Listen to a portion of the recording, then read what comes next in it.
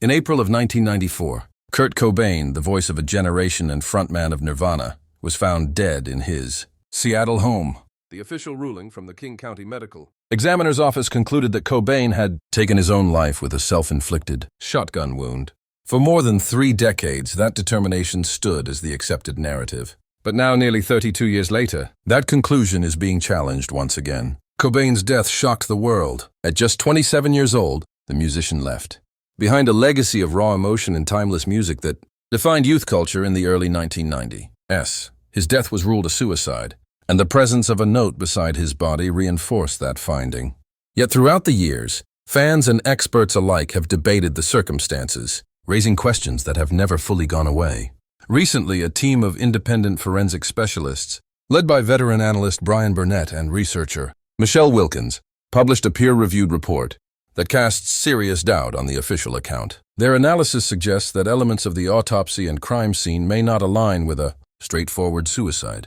According to the group's findings, certain aspects of the physical evidence are more consistent with a prolonged heroin overdose rather than an instantaneous shotgun death. They point to organ necrosis, fluid in the lungs, and bleeding in the eyes, which they argue are pathologies more commonly seen in overdose cases. The experts also note that the scene itself appeared unusually orderly, with heroin paraphernalia neatly arranged and little blood spatter on Cobain's left hand near the weapon. The forensic team went further.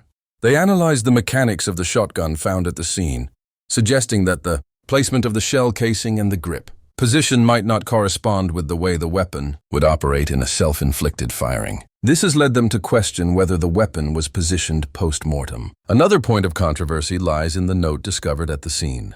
The report highlights that the majority of the notes read like a farewell to the music industry, rather than a heartfelt suicide message. They contend that the final lines, which do reference self-harm, show differences in handwriting, raising the possibility of forgery. Despite these provocative claims, official authorities have been steadfast. The King County Medical Examiner's Office and the Seattle Police Department have both reiterated that they've seen no convincing evidence that would justify reopening the 1994 investigation.